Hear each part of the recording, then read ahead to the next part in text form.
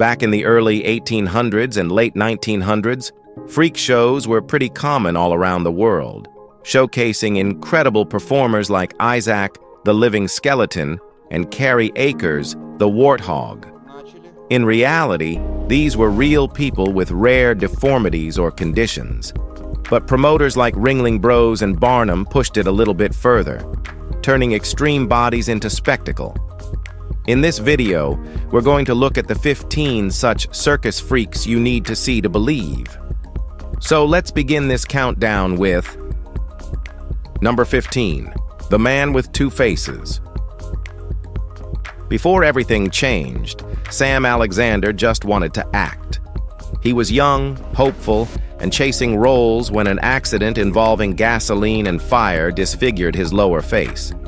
The trauma pushed him into isolation, and for a long time, he disappeared from view, emotionally and literally. Doctors said reconstructive surgery would take 15 years, if it worked at all. Then, a young surgeon gave him something else, a mask. It wasn't just cosmetic, it gave him a way back into the world. Sam returned to the stage, not in spite of what happened, but because of it. He joined major traveling circuses, performing a monologue about his journey and slowly removing the mask during his act. The audience didn't know how to react. Some cried, some looked away, but he kept showing up. Eventually, he launched his own sideshow, continuing to perform even after later surgeries. Sam died in 1997, quietly, on his own terms. For those who saw him personally, it wasn't a show. It was a kind of truth most people never dare to speak. Number 14, Ernie DeFort. Ernie's life started as a spectacle before he ever had a choice. Attached to his chest was a parasitic twin, an underdeveloped body named Len.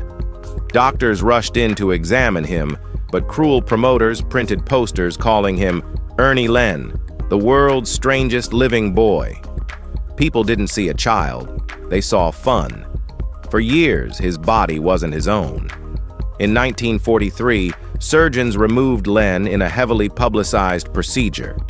For the medical world, it was a milestone. For Ernie, it was quieter than that, just a chance to live without being stared at. After the operation, he left the spotlight behind. The years that followed were undocumented. Some say he married, moved somewhere in the Midwest, and chose a life out of sight. There were no memoirs or press. His body stayed in textbooks, but his name faded from the stage. Maybe that's exactly how he wanted it. After being used to sell tickets, Ernie took what was his and kept the rest for himself. Number 13, George and Willie Muse. George and Willie Muse weren't performers by choice. They were children when they were kidnapped, two black albino boys with pale skin and white dreadlocks that drew stares in every direction.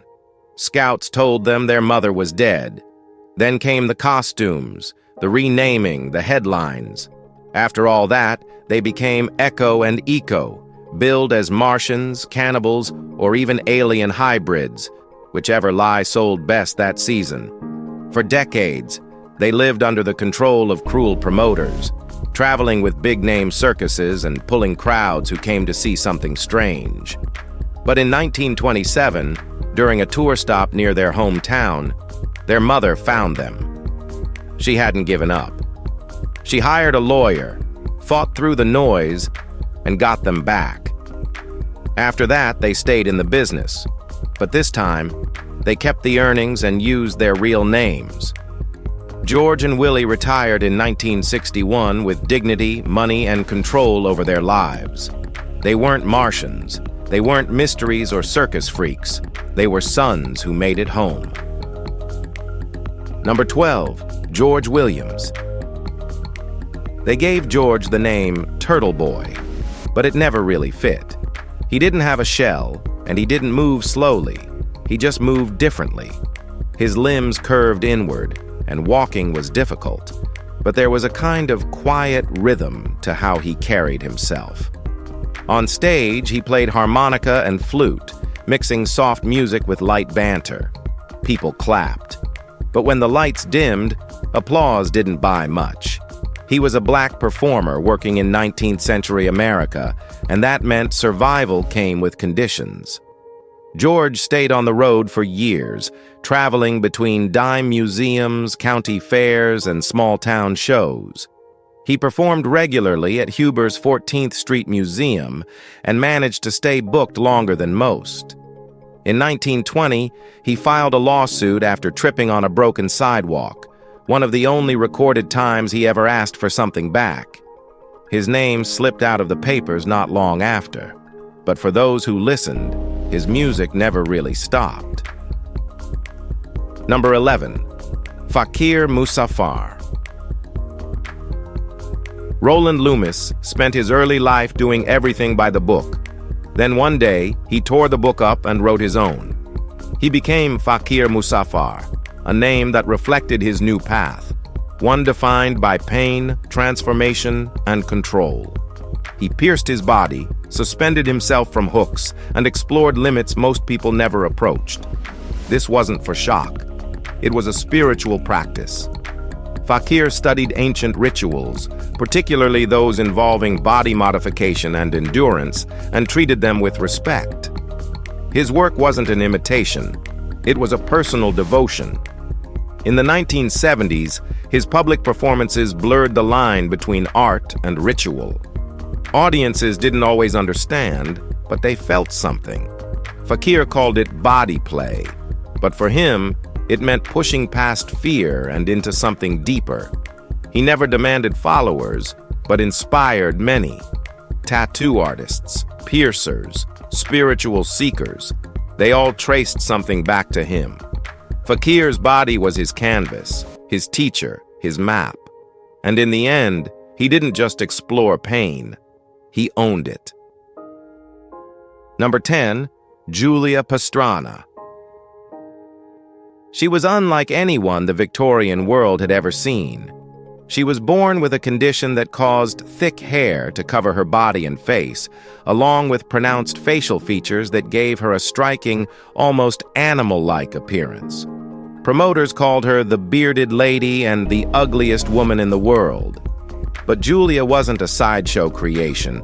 She was a talented singer, fluent in multiple languages, and deeply kind. Her husband and manager, Theodore Lent, saw profit instead of personhood. He toured her across Europe, pushing her through endless exhibitions and interviews. When she died after childbirth, he didn't stop. He embalmed her body, displayed it, and continued to sell tickets. For more than a century, Julia's remains were passed from one museum to another. Only in 2013 did she finally return home to Mexico, where she was buried with dignity. Her story still hurts to tell, because it never should have happened at all. Number 9, the Fiji Mermaid. This mermaid didn't come from the sea. It came from hands, glue, and imagination. A dried monkey torso was fastened to a fish tail, then lacquered over with paint and folklore. That was all it took. With the right posters and just enough mystery, it became one of Barnum's most successful attractions. People stood in line expecting something mythical. What they got instead was something small, shriveled, and impossible to look at without questioning everything. It didn't matter that it wasn't real. The moment of pause it created, when people weren't sure whether to laugh, recoil, or believe, was what really sold the ticket. Barnum never promised the truth. He sold uncertainty. And in that gap between curiosity and discomfort, people saw what they wanted to see. The mermaid didn't speak or move, but it still filled the rooms. Its parts didn't match, its story didn't hold, but it worked anyway. Not because it was alive, but because people gave it life. Number 8, the Quarterman. Dick Hilburn moved across fairgrounds with one working limb and a board full of wheels. That was enough. Born in 1918 in North Carolina, he had only one fully formed arm. Everything else stopped short. But Dick didn't sit still. He built his own rig to get around, ran his own sideshow tent, and booked his own gigs. They called him the Quarter Man, and the name stuck. His setup was simple, but his presence always drew a crowd. He traveled with another performer, Carl, the Frog Boy, and kept his act going without needing pity or applause. Between shows, he painted banners, gave tattoos, and helped other performers hustle. He slept in cheap motels, scraped together enough to keep moving, and stayed in motion until the end. Dick died in 1971 without news stories or memorials, but those who worked the Midway still talk about him. He didn't ask for attention. He built a space where he could live, work, and be seen, exactly as he was. Number 7, the Colorado's twins.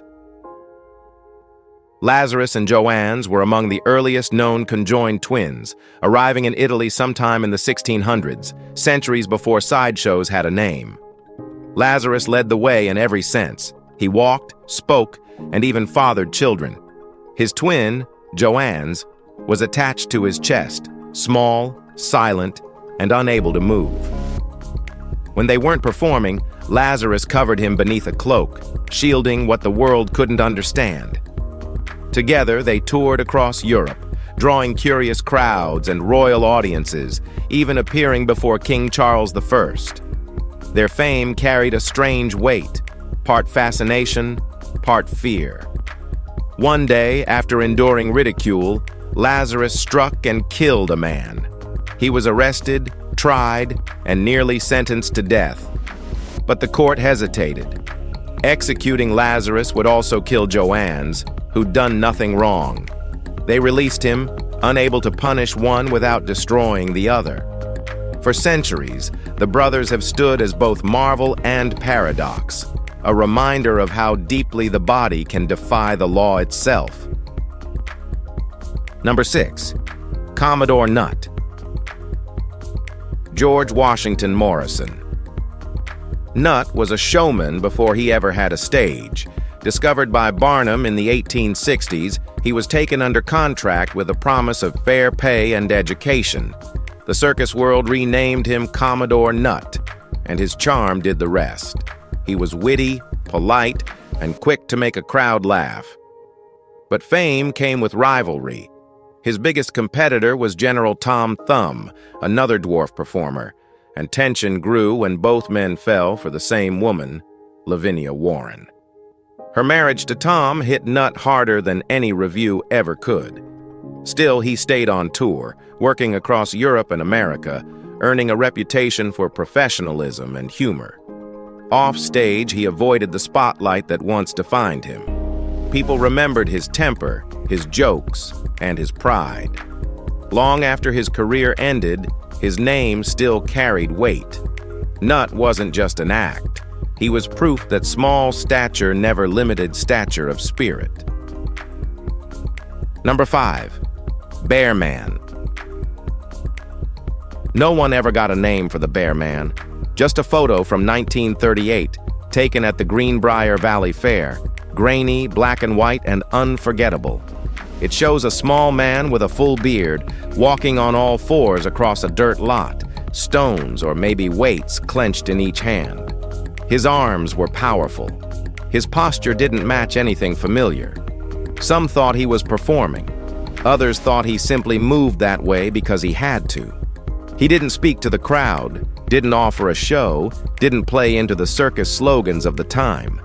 But people still stopped and stared. He made them uneasy, not because of what he was, but because he didn't explain himself. He didn't need to. Everything about him said survival, not performance. No posters remain, no obituary, just that one image. But somehow, that was enough. Without a name, without a script, without a single spoken word, the Bear Man etched himself into memory and stayed there.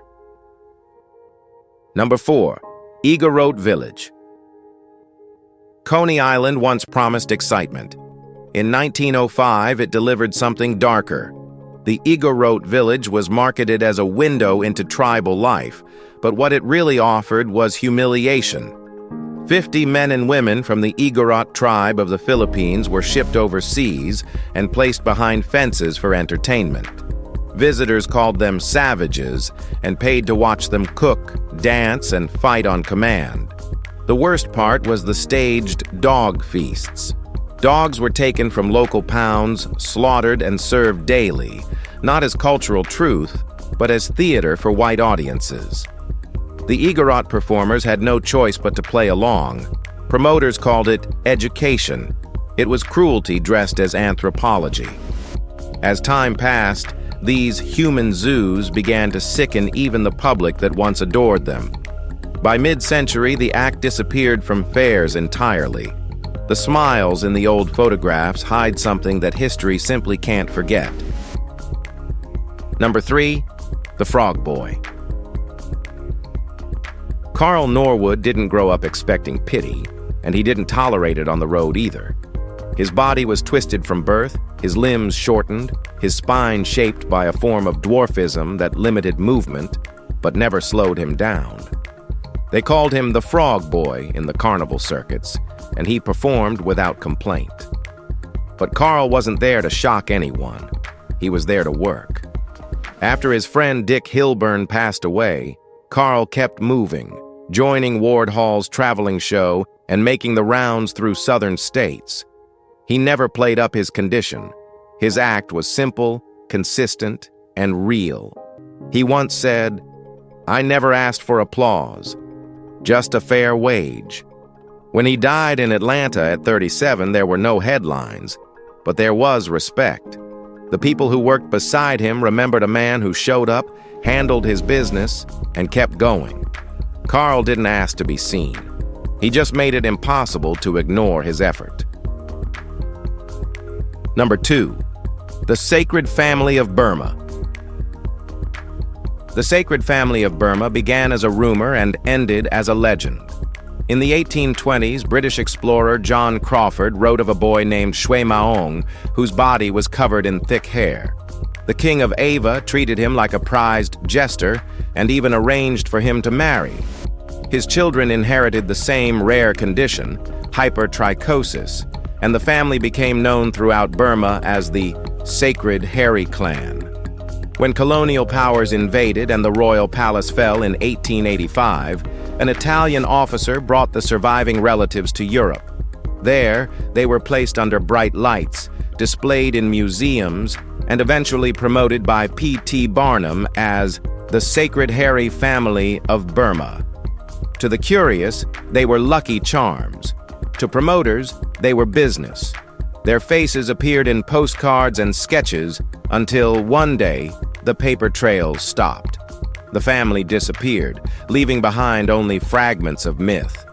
They began as a dynasty of wonder and ended as ghosts wrapped in folklore. All right now, let's end this with Number 1, the Elephant Man. Joseph Merrick spent most of his life trying to be seen for more than his body. His skin grew thick and folded, his head enlarged dramatically, and one side of his face swelled far beyond recognition. These changes started young, and they never stopped. He found work when he could, selling goods on the street, doing odd jobs, but people rarely looked past his face. Eventually, he ended up in exhibition halls where strangers paid to stare. But behind the deformity was someone thoughtful and gentle. He read, wrote, and tried to connect with the world. Doctors at London Hospital later gave him a permanent room, away from crowds. There, for a few brief years, he lived in peace. He wasn't cured or celebrated. He was simply allowed to exist without being treated like an object. Joseph didn't need a spotlight. He needed stillness. And in that quiet place, people finally saw him, not as a monster, not as a miracle, just as a man. Well, that's it for today. We hope you've enjoyed this video. If you did, please like, share, and subscribe for more content like this. Thanks for hanging with us, and we'll see you soon.